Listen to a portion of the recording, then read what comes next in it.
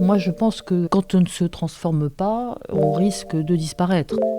Le digital, ça consiste pas à sortir les clients du réseau physique, c'est à leur offrir un choix et à offrir aussi au réseau physique des possibilités d'interaction avec leurs clients qui sont simplifiées, qui sont enrichies. Et donc, en fait, le digital, c'est bon pour le réseau physique. Encore une fois, notre but, c'est de garder ce maillage et cette proximité avec l'ensemble des Français parce qu'on pense que c'est vraiment absolument fondamental dans notre métier. Il était important aussi d'incarner le fait que quand on est une entreprise internationale, on a effectivement un nom international, on a des valeurs collectives, on crée une nouvelle culture d'entreprise, on crée une nouvelle organisation et on a effectivement de nouveaux projets, y compris des projets d'investissement en matière technologique. Une entreprise internationale, pour avoir une culture internationale, eh bien, il faut qu'elle soit dirigée pas seulement par des Français. Donc moi, je crois énormément à la mixité des équipes. L'expérience du joueur, elle doit être effectivement de plus en plus personnalisée. Par exemple, nos clients de paris sportifs en ligne, ils vont de plus en plus voir arriver sur leur application des propositions qui correspondent à leur profil, à leurs préférences. Là, on est sur quelque chose qui est très proche de se produire. Notre objectif, c'est de former tous nos salariés à l'IA parce qu'on pense que tout le monde en a besoin. Il faut que tout le monde se l'approprie et que ça fait partie des choses qu'une entreprise doit impérativement faire si elle veut embarquer ses salariés dans ces transformations. La régulation des jeux, elle est là pour faire que les gens soient toujours incités à jouer dans des cadres légaux et contrôlés et pas d'aller se faire escroquer.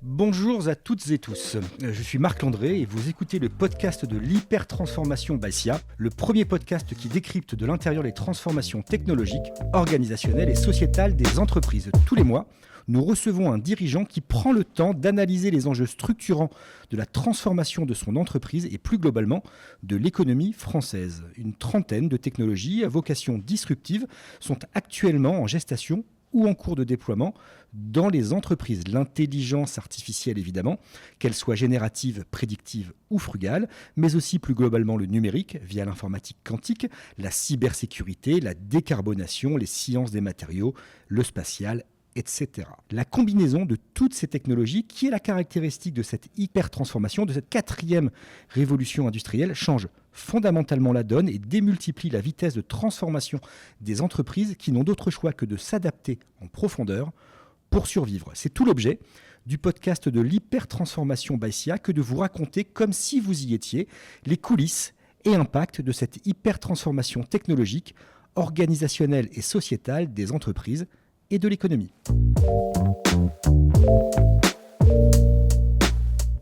Pour le deuxième épisode de la saison 2, j'ai le plaisir de recevoir à ce micro Stéphane Pallez, PDG de FDJ United, l'ex-française des jeux. Stéphane, bonjour. Bonjour Marc. Est-ce que vous allez bien ? Très bien. Alors si vous en êtes d'accord, je vais commencer par vous présenter FDJ United. Alors Stéphane, vous avez 66 ans, vous êtes diplômé de Sciences Po et de l'ENA, vous avez passé 20 ans à la Direction Générale du Trésor, travaillé chez France Télécom, maintenant Orange, et dirigé la Caisse Centrale de Réassurance, CCR. Vous êtes PDG de la Française des Jeux depuis novembre 2014 et avez été reconduite à votre poste en avril 2024 pour 4 ans. Petit point plus perso, votre livre de chevet est l'Odyssée de Homère. FDJ United est l'héritière de la loterie nationale créée en 1933. Vous êtes opérateur de loterie et de paris sportifs en France et aussi en Europe depuis leur achat il y a un an du Suédois Kindred, propriétaire d'Unibet. Vous êtes un opérateur privé dont l'ouverture de capital remonte à 2019. L'État ne détient plus que 21% du capital, aux côtés d'investisseurs internationaux et de près de 400 000 actionnaires individuels. Vous employez 5 000 collaborateurs et réalisez 3,8 milliards d'euros de chiffre d'affaires, dont 26% à l'international et 35% via le digital. Vous totalisez 27 millions de joueurs en France, soit plus d'un adulte sur deux, qui ont dépensé en moyenne 5 euros par semaine l'an dernier. Vous êtes présent dans plus de 10 pays européens et dans le top 3 des entreprises de jeux d'argent et de hasard avec 8,6 milliards d'euros de produits bruts de jeux. Vous avez 3 marques fortes, FDJ pour les activités en monopole en France, Unibet pour les paris en ligne, dont vous êtes devenu le 3e acteur français grâce à Unibet en France, et The National Lottery pour la loterie irlandaise.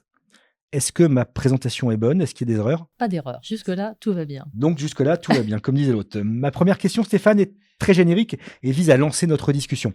Quelle est pour vous la définition de l'hyper-transformation de FDJ United et quelles sont les grandes transformations, si on se projette à 10 ans, auxquelles l'entreprise va être confrontée? Alors, l'hyper-transformation chez FDJ United, comme vous l'avez dit, ça consiste déjà à transformer une entreprise française, une très belle entreprise française, patrimoniale, comme on dit, qui s'appelle effectivement la Française des Jeux, en une entreprise internationale, une entreprise digitale, une entreprise qui est à la fois présente sur des activités en monopole et en concurrence, et de plus en plus en concurrence. Et finalement, ça consiste pour moi à relier et à garder toujours, si je puis dire, les deux bouts de la chaîne, c'est-à-dire être fidèle à ses racines, être fidèle à son histoire, qui fait une grande partie de sa force, de son ADN, du lien avec les Français, notamment, et puis toujours incorporer les transformations du monde qui est autour de nous. Donc ça a été d'abord le digital, ça a été la première phase de la transformation qui a été d'une certaine manière cristallisée au moment de notre introduction en bourse en 2019. Et puis aujourd'hui, effectivement, on est dans une deuxième hyper-transformation qui est, comme je dis souvent à mes collaborateurs, qui consiste en fait à créer une nouvelle entreprise. Parce que passer d'une entreprise surtout française, et surtout dans le réseau physique, à une entreprise internationale présente dans 10 pays européens, dont 30% de l'activité est en ligne, bah, c'est une hyper-transformation. C'est pas le même modèle. Voilà. Et donc ça, c'est la transformation des 10 années à venir, c'est la consolidation de ce nouveau modèle que vous êtes en train de mettre en place. Alors, les 10 années à venir, effectivement, là, j'ai plutôt parlé de ce qu'on a fait. Là, donc, c'est effectivement comment réaliser la promesse que nous nous sommes faite et que nous avons fait à nos actionnaires et à nos parties prenantes, de créer un champion européen des jeux d'argent et de hasard, du divertissement, dans un monde où il y a maintenant de très très grands acteurs présents. C'est comment être un de ces grands acteurs présents au niveau européen et si possible évidemment le meilleur. Voilà. On va développer tous ces thèmes, les transformations menées et à venir, évidemment le digital, et puis comment aussi FDJ United s'inscrit dans la société avec toutes les transformations que vous incorporez en même temps que vous diffusez. On va commencer donc par cette transformation continue depuis que vous êtes à la tête de l'entreprise depuis 11 ans. Entreprise que vous avez véritablement métamorphosée. C'est un terme que vous employez beaucoup, la métamorphose. Et on peut dire qu'aujourd'hui, en 2025, FDJ United ne ressemble pas à l'entreprise dont vous avez pris les rênes il y a 11 ans. Vous avez privatisé l'entreprise, vous l'avez internationalisé, vous l'avez digitalisé, vous l'avez diversifié, vous avez également revu et développé le réseau de distribution. Pourquoi toutes ces transformations? Est-ce que vous ne pouviez pas rester la belle endormie, comme on l'appelait la France 16 des jeux avant? Il fallait qu'elle était si assoupie qu'elle ne pouvait plus jamais se réveiller? Alors, c'était une très belle entreprise, c'est toujours une très belle entreprise, mais moi je pense que quand on ne se transforme pas, on risque de disparaître. C'est aussi simple que cela.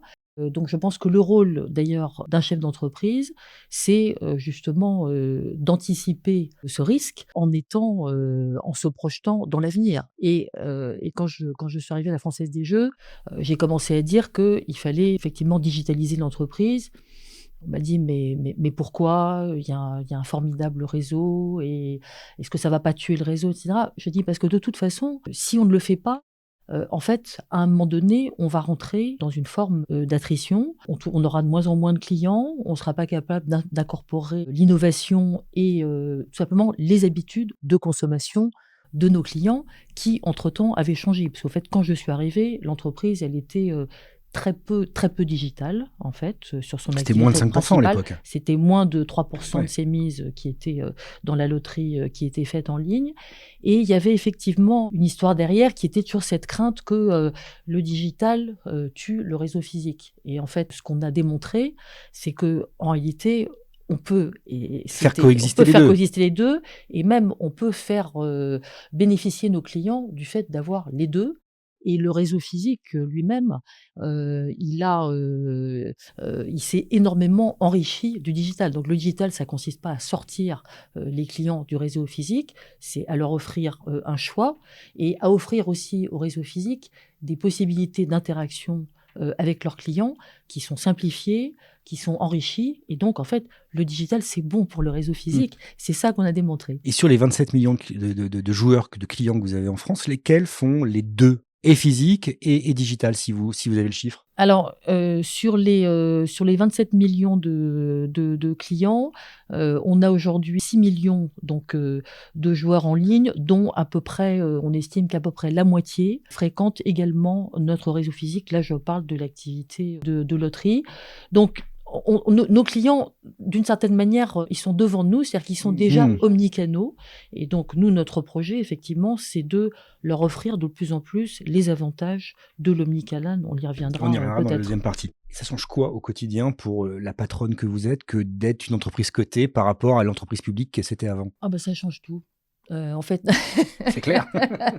non, mais non, mais ça change tout parce que, alors je crois que la première chose que ça a changé, c'est que, finalement, avant l'introduction en bourse, on était une entreprise qui avait une sorte de paradoxe, qui était à la fois, très connue des Français.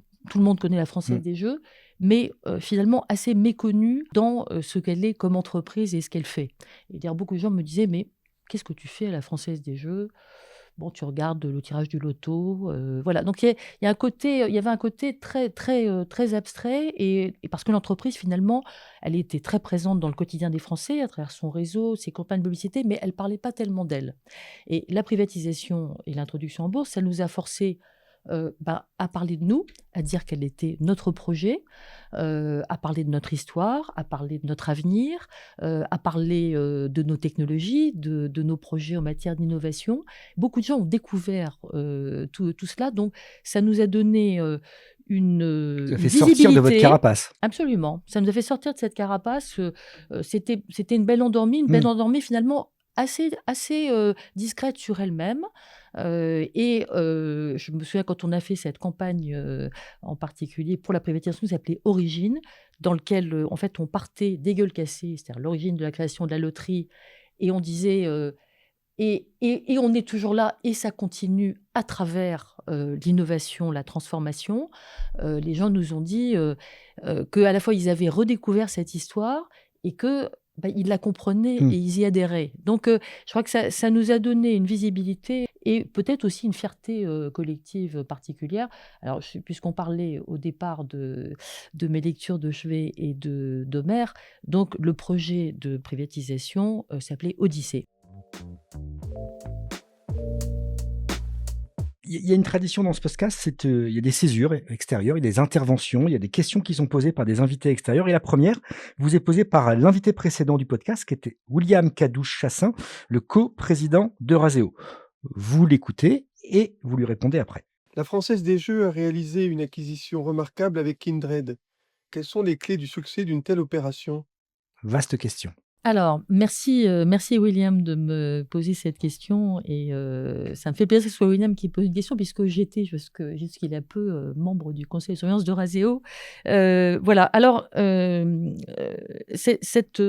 question du succès de cette opération, je pense qu'il y a au fond trois éléments. Le premier élément, c'est pourquoi on fait une opération comme celle-là, qui est une opération, transformante, donc une OPA, sur un actif coté à la bourse de Stockholm de 2,6 milliards.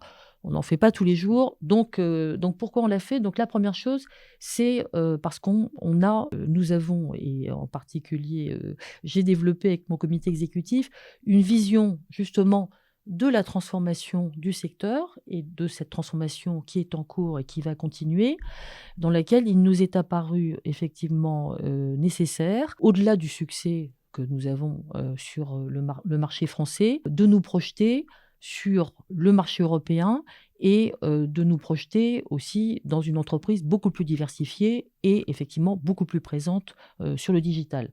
Donc la première condition, c'est d'avoir une vision.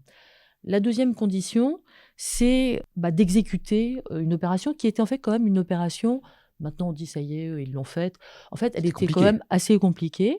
Donc encore une fois, c'est pas tous les jours qu'on fait une OPA, sur une entreprise cotée, sur un marché étranger et qu'on la réussit dans les délais, tout en ayant en parallèle à obtenir l'accord de l'autorité de la concurrence française, puisque nous avions à obtenir cet accord, puisque en France, nous avions déjà une activité de paris sportifs, donc il nous fallait avoir cet accord avant de pouvoir conclure cette opération. Voilà. Et donc, on a effectivement fait tout ça. On a annoncé l'opération janvier 2004 et on l'a clôturée en octobre. Voilà. Donc, ça fait effectivement exactement 1 an. Donc, ça, c'est l'art de l'exécution de l'opération. Et c'est quand même un art assez compliqué qui fait qu'aujourd'hui, on peut en parler. Alors après, je pense que le plus critique, et c'est la phase dans laquelle on est, c'est comment, à partir de 2 entreprises assez différentes, si on simplifie.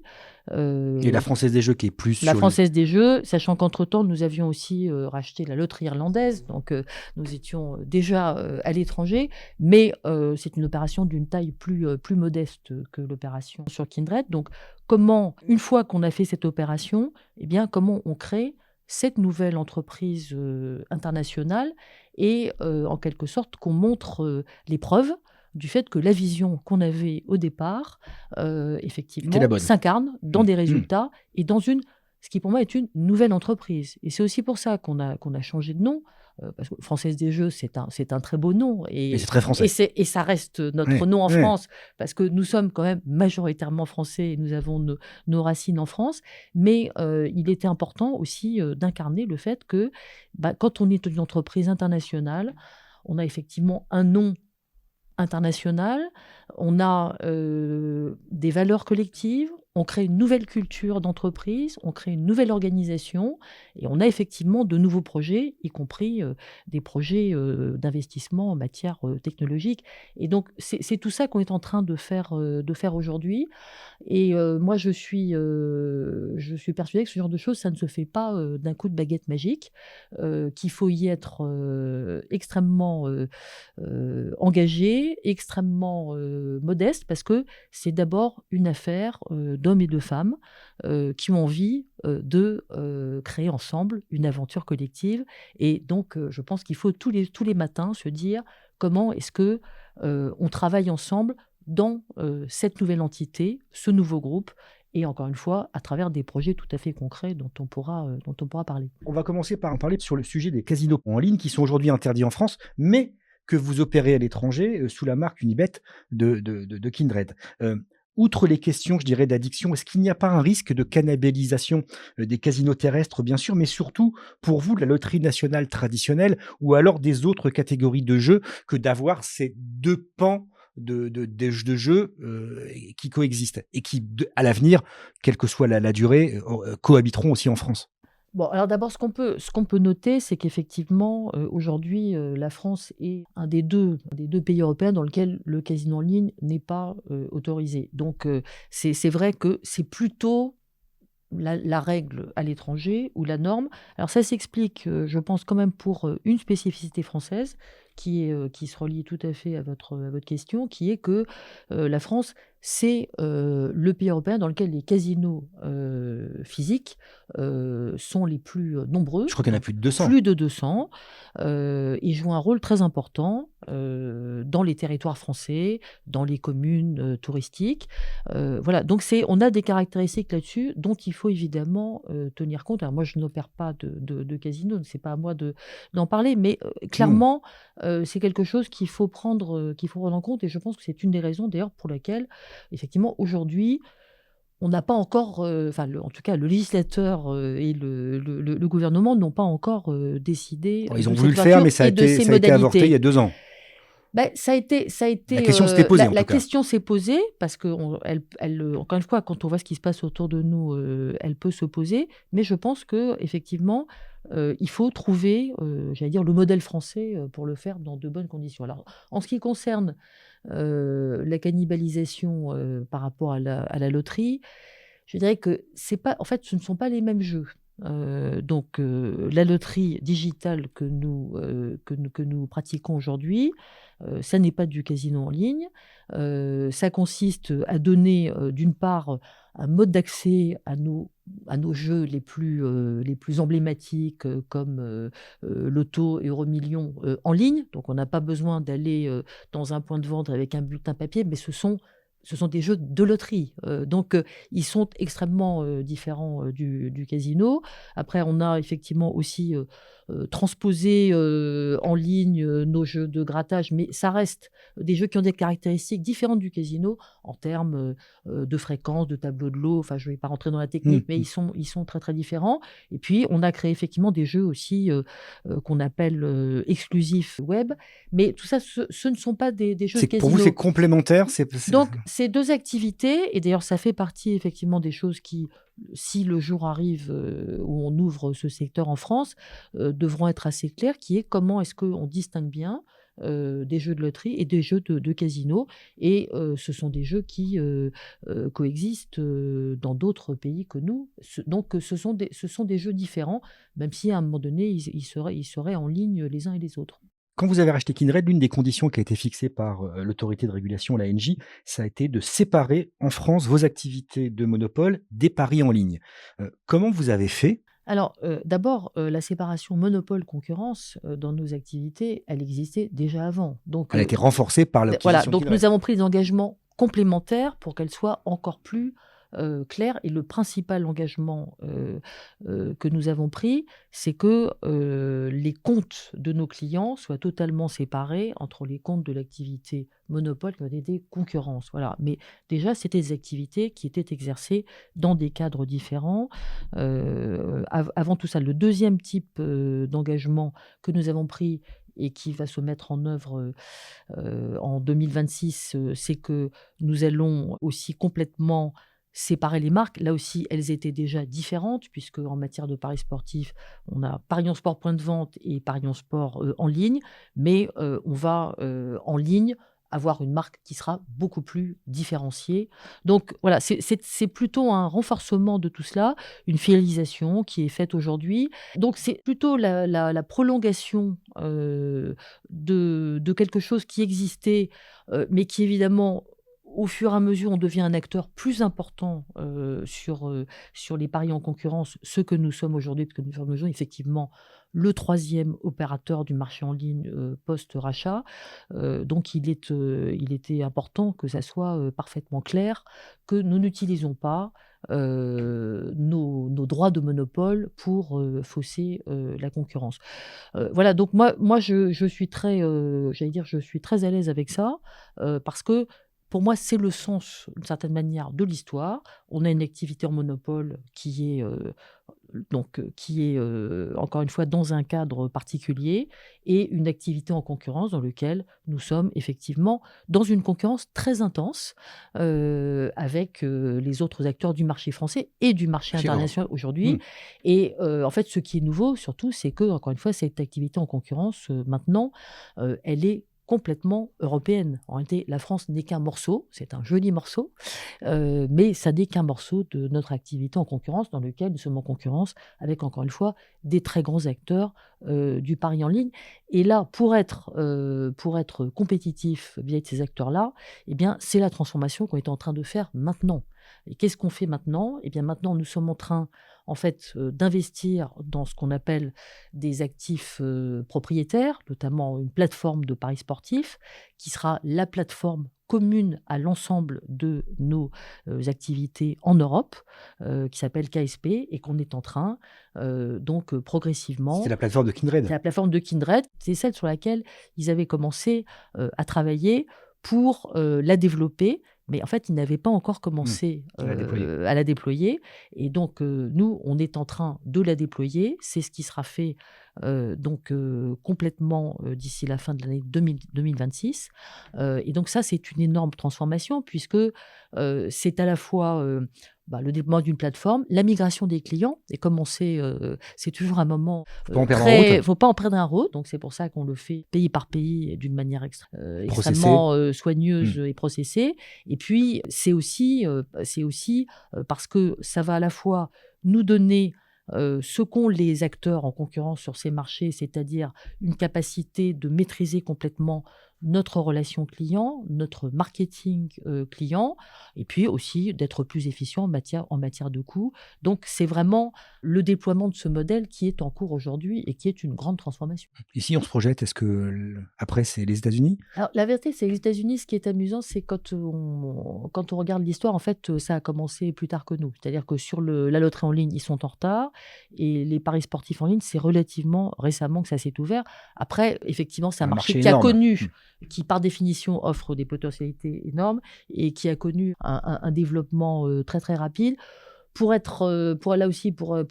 rappeler l'histoire, Kindred, avant que nous les rachetions, avait commencé à investir.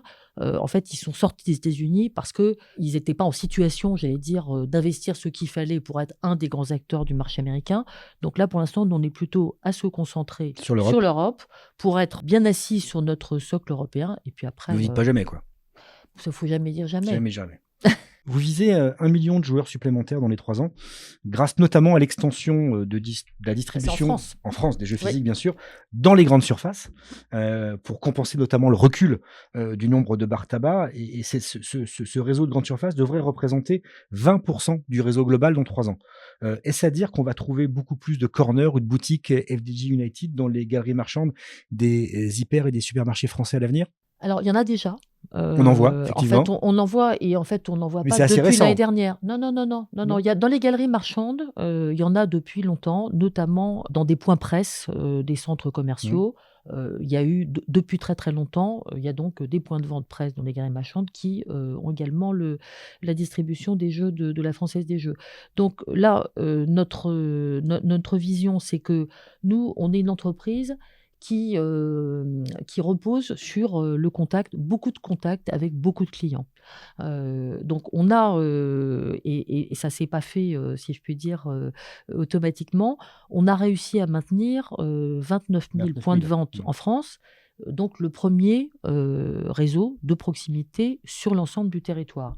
Et c'était pas donné parce qu'en fait, tous les ans, moi quand je suis arrivée, on m'a dit, voilà, on perd entre 500 et 1000 points de vente, non pas que nous les fermions, mais parce qu'ils ferment automatiquement. Et je lui dis, on va pas juste comme ça regarder la courbe, la courbe descendre.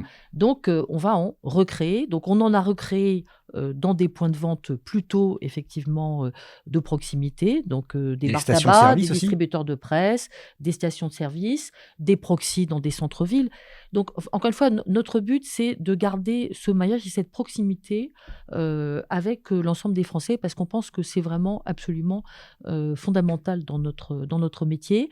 Et là, on est un tout petit peu arrivé au bout de ce qu'on peut faire dans les points de vente, en quelque sorte traditionnels qu'on a utilisés depuis longtemps. Et donc, on a effectivement commencé à aller voir si on pouvait être, alors pas du tout en self-service dans les supermarchés, mais plutôt dans des zones qui sont en fait avant la zone de caisse dans laquelle on rentre et on a accès au rayon service. Donc on est plutôt, donc on est plutôt dans une zone qui est souvent la zone où on a des ventes de billets, de spectacles, de voyages. Donc ça ressemble effectivement à des points de vente de proximité, sauf qu'ils sont à l'entrée d'un hypermarché ou d'un supermarché. Et encore une fois, le but, et c'est toujours le même, c'est d'avoir une proximité avec les Français à travers le réseau physique et le réseau en ligne, et qui permettent à ceux qui sont nos clients de nous trouver facilement et dans des conditions évidemment toujours contrôlées. Ça, c'est très très important pour nous. Donc on est dans une démarche dans laquelle ils sont soumis absolument au même contrôle sur l'ensemble des risques que nous voulons éviter. Et après les grandes surfaces, il y a encore d'autres possibilités d'extension de ce réseau? Là, je pense que, là, on en a là, quand même. Le maillage, On en a quand même beaucoup dans les grandes surfaces. Et encore une fois, moi, mon souhait, c'est de maintenir un réseau diversifié, parce que l'important, c'est que on ait un point de vente pas loin de chez soi. Et je pense que par ailleurs, et ça fait partie aussi de mes convictions, le fait qu'on soit dans des bars tabac, des distributeurs de presse, des petites surfaces qui sont de plus en plus, au fond, des points de vente de proximité diversifiés, eh bien, ça contribue à maintenir un maillage de petits commerces sur l'ensemble du territoire. Et je pense que ça fait partie de la qualité de vie de nos concitoyens sur le territoire. C'est d'ailleurs pour ça qu'on y a aussi mis de nouveaux services, des services de paiement, par exemple, parce que on pense que on contribue à quelque chose qui est important, qui est une facilité d'accès à des commerces diversifiés pour nos concitoyens et que ça fait partie du vivre ensemble français. Oui, de la capacité de faire société Exactement. ensemble. La crise de confiance et de pouvoir d'achat qu'on connaît aujourd'hui en France, qui se traduit par un taux d'épargne record chez les Français, est-ce qu'elle se ressent sur votre activité? Vous faites non de la tête, mais Alors, on on ne pourrait voit pas à la croire, radio quand je fais non de la tête. exactement, on pourrait croire que les gens jouent moins quand l'économie va mal, et auquel cas l'horizon n'est pas prêt de s'éclaircir aujourd'hui. Alors, évidemment, on regarde toujours avec beaucoup d'attention cette question. On la regarde depuis des années, et depuis des années, la réponse est toujours la même. Alors, le passé ne dit pas toujours l'avenir. La réponse est toujours la même, qui est que c'est une activité, et c'était un de nos grands thèmes pendant la privatisation, qui est acyclique, c'est-à-dire qui n'est pas sensible au cycle économique dans un sens ou dans l'autre. Donc, c'est pas parce que l'économie... Ce qui est contre-intuitif. Non, c'est pas Non? contre-intuitif pour la raison suivante. Parce que qu'est-ce qu'il y a derrière ça? Il y a quelque chose qui est très important dans notre modèle économique, qui est que nous sommes une entreprise qui repose sur beaucoup de clients qui jouent en moyenne des petites sommes. Voilà. Alors après, évidemment, il y a des comportements différenciés et on n'a pas tout à fait le même type de somme selon qu'on joue au paris sportif ou à la loterie. Mais en moyenne, Et je le dis en modèle, moyenne, c'est 5 euros par semaine. le modèle, c'est Personne. celui-là. Voilà. Et ce modèle, c'est ce qui fait qu'il est assez peu sensible à la conjoncture, parce que on a bien regardé ça, notamment pendant la période où on avait, par exemple, plus d'inflation en France. Donc effectivement, les gens se disaient le pouvoir d'achat est contraint par la hausse de l'inflation. Ça, c'était la période post-Covid qu'on a connue. Donc, on faisait des enquêtes d'opinion et on s'apercevait qu'en fait, notre activité était plutôt préservée. Et c'est ce qu'on a vu dans nos chiffres, parce que, au fond, elle n'est pas assez significative dans le budget d'un ménage pour être un vrai sujet d'arbitrage, et qu'en revanche, elle fait partie, au fond, La d'un part de rêve. quotidien et d'une part de rêve auquel les gens n'ont pas envie De de renoncer, sachant que c'est pas parce qu'ils vont pas jouer au loto qu'ils vont pouvoir payer leur facture d'électricité. Oui, on parle pas du tout du même type de grandeur. Donc c'est ça, je pense, qui nous a protégés. Alors évidemment, on va continuer à le surveiller, mais ça Mais pour reste l'instant, vrai. ça reste vrai. Ça reste vrai. Je le disais en intro, les jeux digitaux aujourd'hui représentent 35% du chiffre d'affaires de FDJ United, c'est-à-dire 7 fois plus qu'il y a 6 ans. La progression, elle est quand même assez importante. Est-ce que ces jeux digitaux vont devenir majoritaires et petit à petit remplacer les jeux traditionnels, physiques? Alors d'abord, il y a en fait derrière ce chiffre, il y a deux choses différentes. Il y a la loterie digitale, où en fait les mises digitales représentent 15%. Donc là, c'est ce que je disais tout à l'heure, ce sont des jeux dont on peut trouver l'accès sur notre canal digital comme dans le réseau.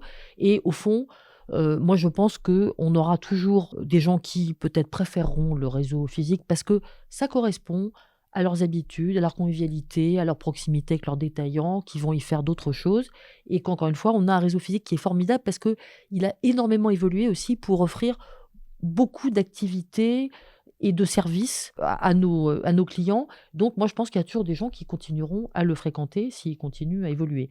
Et puis, on aura des gens qui feront les deux, c'est-à-dire qui, un jour, iront gratter un ticket dans un point de vente, et puis qui, un soir, ont envie de jouer à Euromillions et qui n'auront pas envie de descendre ou de chercher un point de vente ouvert à 7 heures du soir. Donc moi je pense que la coexistence des deux est assez fructueuse et correspond à quelque chose qui est assez fort chez nos clients. Donc je ne crois pas à l'extinction du réseau physique, et je ne la souhaite pas, et je fais tout pour qu'elle ne se produise pas. Par contre, je pense qu'il faut qu'on ait un réseau physique qui continue à évoluer, et nos clients, encore une fois, qui soient en quelque sorte, qui aient le choix d'aller de l'un à l'autre d'une manière la plus vite possible, d'où l'omnicanal. Deuxième césure du podcast avec la question intelligence artificielle générée par une intelligence artificielle, précisément par SciAGPT, qui est la solution IA générative de pointe de SCIA.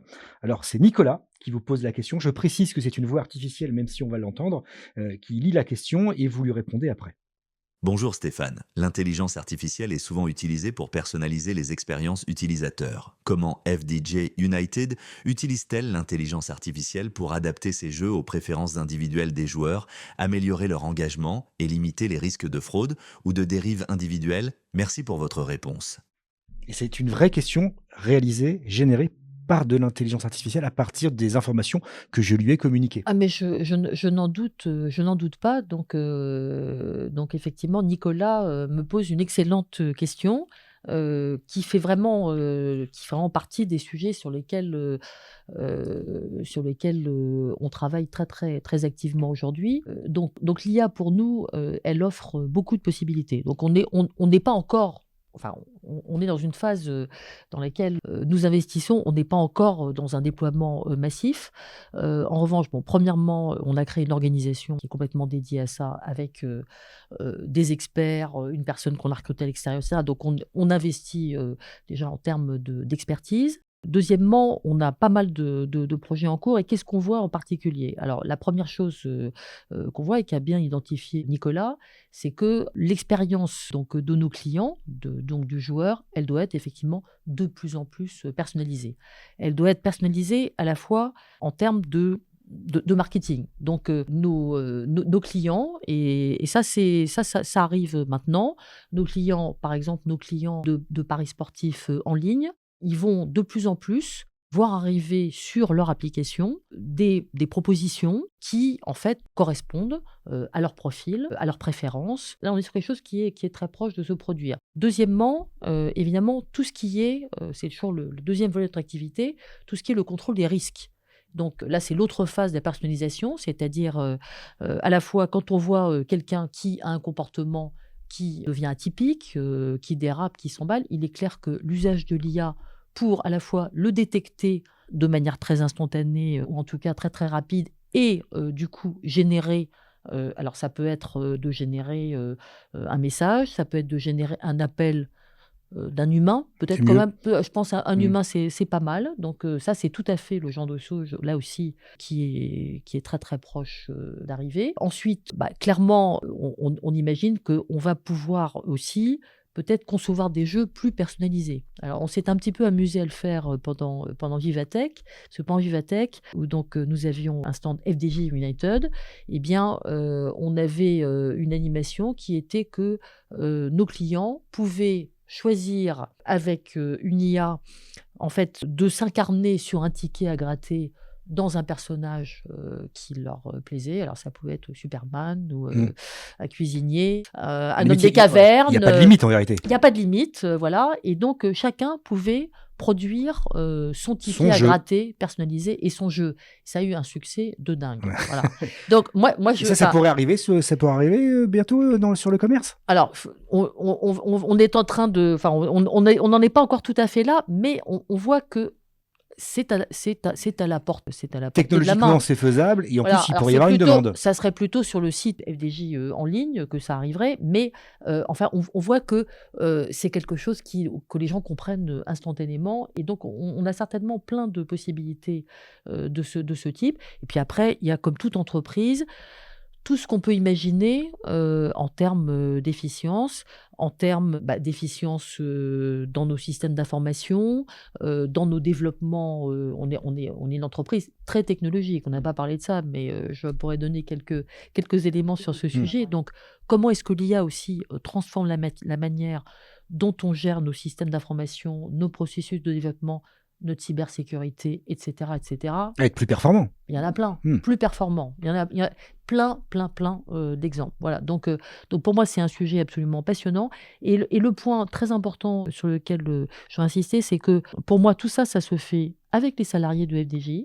Et donc, notre objectif, c'est de former tous nos salariés à l'IA, parce qu'on pense que tout le monde en a besoin. en fonction de ces différents métiers, peut-être de manière différente, mais qu'il faut que tout le monde se l'approprie et que ça fait partie des choses qu'une entreprise doit impérativement faire si elle veut embarquer ses Mmh. salariés dans ces Ça, c'est transformations. en tant qu'employeur. Ouais. Et sur quelle autre diversification numérique vous travaillez? S'il y en a, et il y en a forcément. Alors, en fait, moi, je pense que déjà, on a évoqué beaucoup l'IA et la personnalisation Ouais. des jeux. Et moi, je pense que c'est vraiment un thème fondamental sur lequel on n'a pas fini de travailler. Après, moi, je me pose beaucoup de questions. Et ça, c'est pas forcément sur les jeux eux-mêmes, mais sur l'environnement des jeux et notamment les modes de paiement. Donc aujourd'hui, aujourd'hui, le point sur lequel, je m'interroge, c'est que donc les cryptos, sont interdites dans le domaine des jeux d'argent. Moi, je suis très à l'aise avec ça parce que chaque fois que j'ouvre mon journal ou que je regarde les médias, je vois, un certain nombre de choses assez, dangereuses et risquées sur ce sujet, en termes d'escroquerie, voilà. Mais, je constate aussi que Ça fait d'abord partie de la vie, du ça réel, fait de partie de la vie, que les gens investissent en crypto, que d'ailleurs beaucoup de jeunes investissent en crypto et ce sont, les mêmes qui sont, aussi, nos joueurs de paris sportifs. Je parle de jeunes adultes, hein, Mmh. pas de mineurs. Donc je me dis, il y a quand même un sujet qui est comment est-ce qu'à un moment donné, on régule ce type de choses pour le faire rentrer d'une Dans un manière cadre dans un légal. cadre légal. Enfin, en tout cas, je pense que c'est une question qui va se poser. Donc, moi, je n'y pousse pas, mais je pense que c'est toujours pareil. C'est-à-dire que si on réfléchit pas en regardant les évolutions autour de nous, on risque quand même, à un moment donné, de créer une forte incitation à aller jouer dans des marchés illégaux, de manière illégale, notamment avec des cryptos. Et je pense que la régulation des jeux, elle est là pour faire que les gens soient toujours incités à jouer dans des cadres, légaux et contrôlés, et pas d'aller, se faire escroquer. Troisième et dernière césure du podcast avec la question qui vous est posée par Julie Lamarche, qui est Executive Coach and Change Management chez YouSide, qui est l'entité de leadership advisory de SIA. Là encore, on l'écoute et puis vous lui répondez derrière. Bonjour Stéphane Tellez. En 10 ans, la Française des Jeux s'est transformée, métamorphosée, aujourd'hui en FDJ United. Cela implique donc aussi pour les dirigeants de ce champion européen une métamorphose. Qu'est-ce qui a évolué dans votre manière à vous de diriger et qu'attendez-vous de vos équipes aujourd'hui? Alors c'est une question, pour moi, c'est une question absolument essentielle, parce que c'est ce qu'on disait au début, c'est-à-dire la réussite, de la transformation, dans laquelle on est aujourd'hui et de la création de ce nouveau groupe, international, bah, elle repose, sur notre capacité, ma capacité et celle de mes équipes, à, évoluer dans notre culture, managériale. Parce qu'on ne peut pas gérer de la même manière les équipes françaises, à peu près toutes sur le même site, et un groupe international dans 10 pays européens avec beaucoup de sites, beaucoup de nationalités, 70 nationalités, Et des métiers différents. aujourd'hui, et des métiers différents, bien entendu. Donc on est dans une période dans laquelle, on est, j'allais dire, on est forcé, mais c'est ça qui est bien, on est forcé de grandir énormément dans notre mode de management et de redéfinir un certain nombre de choses. Alors, la première chose, c'est que, bah, une entreprise internationale, pour avoir une culture internationale, eh bien, il faut qu'elle soit dirigée, pas seulement par des Français. Donc, moi, je crois énormément à la mixité, des équipes. Donc, la première chose, qu'on a faite, c'est que, le patron de Kindred, eh bien, il est devenu, membre du comité exécutif et il dirige aujourd'hui l'ensemble de nos activités de paris en ligne, en concurrence. Donc ça, c'est et donc notre COMEX, est en anglais aujourd'hui. Donc ça n'a l'air de rien, mais en C'est quand même fait, une révolution culturelle c'est quand interne. même une révolution culturelle interne. Le fait, bah, de parler anglais, en COMEX et d'être, dans cet échange permanent avec des gens qui, sont tous, encore une fois, très différents, qui ont des histoires différentes, et cetera. Donc c'est une énorme transformation culturelle qui, pour moi, est très positive, parce que ça nous ouvre aussi énormément sur, des expériences variées. Je pense que ça demande une grande adaptabilité, une envie, bah, au fond de travailler ensemble et de se développer, ensemble. Une capacité à déléguer au bon niveau, ça c'est, je pense, le grand défi des groupes internationaux, et c'est un peu un défi, nouveau pour nous, c'est-à-dire quel est le bon, niveau de délégation Donc quand je suis arrivée, on me montrait les publicités, on me disait est-ce que tu es d'accord avec celle-là. Enfin, j'avais un niveau de finesse sur la maîtrise de notre business français qui était très fort et qui était très, j'allais dire, qui est très, très intéressant.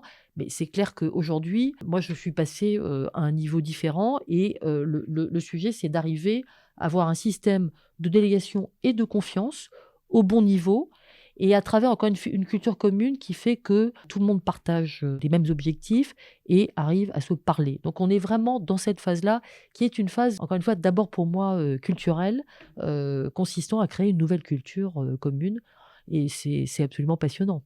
Est-ce que c'est quelque chose qui n'avait pas été fait depuis Absolument. l'origine de la loterie nationale Absolument. en 1933? C'est nouveau. C'est nouveau. On s'en rend peu compte, mais FDJ United contribue aussi, je dirais, à l'intérêt général en commercialisant des jeux à impact. Je pense à la sauvegarde de la biodiversité ou la préservation du patrimoine. Quelle part ça occupe aujourd'hui dans vos activités? Est-ce que ça a vocation à croître?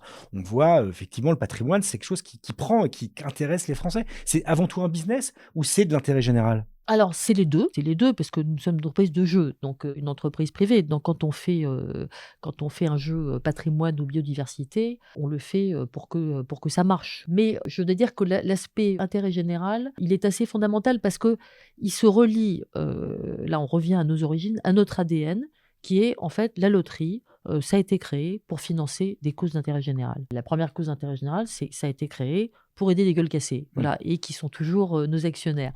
Et donc, on retrouve à travers ce jeu, premièrement, cet élément historique qui est, je pense, qui fait partie encore une fois, des caractéristiques profondes de l'entreprise et de son lien avec ses clients.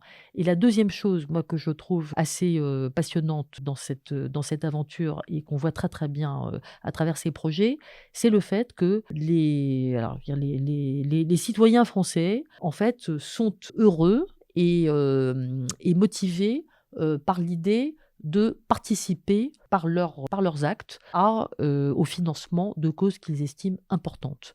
Et patrimoine, ça n'est pas notre plus gros jeu, loin de là. C'est un joli jeu à gratter qui a lieu donc à partir du mois de septembre et qui est un jeu saisonnier, mais c'est pas le plus gros jeu à gratter de la Française des Jeux, mais c'est le jeu préféré des Français en termes de sens, parce que le fait qu'on leur dise, voilà, si c'est à vous de décider si vous voulez jouer à ce jeu et vous savez où va l'argent. Et ça, c'est aussi très, très fascinant de voir que le fait de pouvoir dire nous avons restauré ou nous sommes en train de restaurer 1000 monuments sur l'ensemble du territoire français, que vous pouvez voir au moment où vous jouez, vous savez à quel monument va aller l'argent que nous allons lever et vous pourrez aussi aller l'éviter après, ça crée un lien et une forme de fierté collective qui est assez impressionnante. Et donc, pour moi, c'est un jeu qui est très important dans le lien que nous avons avec nos clients, parce qu'ils pensent, à travers ces exemples concrets, ils voient comment est-ce qu'effectivement on contribue à des causes d'intérêt général. Alors, notre première cause d'intérêt général, si je puis dire, c'est le financement du budget de l'État, puisque là, ce n'est pas 200 millions comme sur le patrimoine qu'on a levé, c'est 4,5 milliards par an. Voilà. Mais ça reste un petit peu abstrait, même si c'est très concret. C'est très concret, 4,5 milliards. Dans le bilan, oui. C'est un bel impôt, voilà. Mais il n'est pas incarné. Et donc, pour moi, patrimoine et biodiversité, c'est une manière d'incarner ça et surtout de le faire avec nos clients sur l'ensemble du territoire. Et on voit que ça crée un vrai lien avec eux. Il me reste deux légères questions avant de passer à la conclusion et au portrait chinois. Vous avez été partenaire des Jeux Olympiques l'année dernière de Paris 2024. Qu'est-ce qu'il en reste un an après? Et en quoi ça vous a changé? Quand je dis vous, c'est la Française des Jeux. Alors, ce qui est important pour la Française des Jeux, c'est que nous, on a toujours été, depuis très longtemps, le financeur du sport. Donc, on n'a pas découvert le sport au moment des JO. Donc, on a eu... Ça, c'est pour les autres.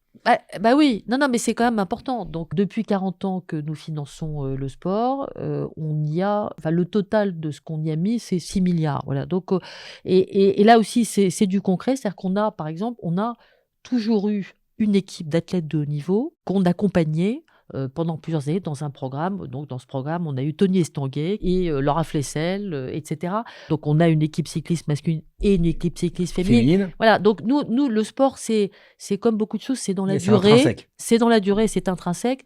Après, bon, les Jeux, ça a été magique. Donc, on avait notre équipe, on avait fait une équipe encore plus étendue pour les JO, avec des athlètes paralympiques et des athlètes olympiques. Ils ont été formidables en termes de performance. Et ils ont été aussi formidables en termes de partage avec nous. Donc nous, on a vibré pendant les JO avec notre équipe et on a vécu un moment extraordinaire. Donc, je vais dire que ça nous a confortés dans notre engagement de long terme. Et donc, on a de nouveau une équipe, alors que même il n'y a plus de JO à Paris l'été prochain. Et voilà, on ne peut pas avoir ça tout le temps. Donc, c'est plutôt un encouragement à continuer qu'une découverte du sport. Et ma dernière question, elle porte sur le contrôle des mineurs à l'accès aux jeux, qui est un sujet compliqué, y compris dans les lieux physiques et par Internet. Comment vous traitez ce problème, surtout avec la place centrale aujourd'hui qu'occupent les écrans et je dirais le défaut de modération qu'on peut rencontrer sur les réseaux sociaux qui sont des véritables attrapes, je dirais attrape jeux. Voilà. Comment vous appréhendez ce problème qui vous est aussi demandé par Bien sûr. l'autorité de la régulation? Bien sûr. Alors de toute façon, il faut appliquer la loi et nous mettons beaucoup de moyens pour l'appliquer. Alors il y a quand même 2 types de problématiques différentes puisque dans le réseau physique, donc on est dans un réseau où on n'a pas besoin de créer un compte pour jouer. En revanche, nos détaillants doivent contrôler, ne doivent pas vendre à des mineurs et donc ils sont fortement encouragés et même éventuellement pénalisés si Ils ne le font ils pas. n'effectuent pas ce contrôle. Donc nous formons nos détaillants, nous les inspectons, nous faisons des tests sur leur comportement avec des résultats qui d'ailleurs augmentent en niveau de satisfaction par rapport à la règle d'une manière très significative. Donc ça a aussi beaucoup changé dans le réseau, c'est-à-dire qu'il y a une très forte conscience aujourd'hui du fait que ça n'est pas possible de ne pas respecter cette loi. Et il y a des cas dans lesquels nous sanctionnons financièrement comme aucune autre activité dangereuse n'est sanctionnée, puisqu'en fait, nous suspendons l'agrément de nos détaillants 1 semaine, 15 jours, voire plus, si ils ne respectent pas cette obligation. Donc ça, c'est réseau physique. En ligne, normalement, on doit créer un compte pour jouer en ligne. Ça, c'est la loi. Et quand on crée un compte, on doit prouver donc son identité et donc son âge. Donc, en théorie, en ligne, on ne peut pas jouer quand on est mineur, sauf si on arrive à soit se faire prêter le compte de quelqu'un, soit frauder la pièce d'identité. Voilà. Mais normalement, en ligne, on n'est pas censé pouvoir jouer quand on est mineur. C'est pas du tout la même problématique. Alors avant de conclure, il reste un dernier exercice, Stéphane, auquel vous devez vous plier. C'est un portrait chinois que j'ai revisité, auquel il vous faut répondre du tac au tac, je dirais presque sans réfléchir. Alors si vous séchez, vous pouvez passer, mais vous ne pouvez pas appeler un ami. Quelle est votre devise professionnelle? Alors, ma devise professionnelle, alors j'ai voulu un peu m'échapper des devises habituelles, j'en ai pas mal, mais donc c'est une fable chinoise qui s'appelle Comment Yukong déplaça les montagnes. On ira chercher. Votre geste écolo au quotidien pour réduire votre empreinte carbone. Je mange pas de viande. Le héros, réel ou fictif, qui vous inspire au quotidien dans votre poste de PDG. Alors, Ulysse. Ulysse, Oui, voilà. Ulysse. Et quand même, Ulysse accompagné d'Athéna, parce que sans Athéna, Ulysse n'arriverait pas à revenir à Ithaque. Donc, la résilience et l'intelligence combinées. Le métier que vous vouliez exercer quand vous étiez petite. Alors, je pense que j'ai voulu exercer à peu près tous les métiers dans lesquels je voyais une capacité de servir l'intérêt général, voire de sauver le monde. Voilà, donc il y en a beaucoup. Oui.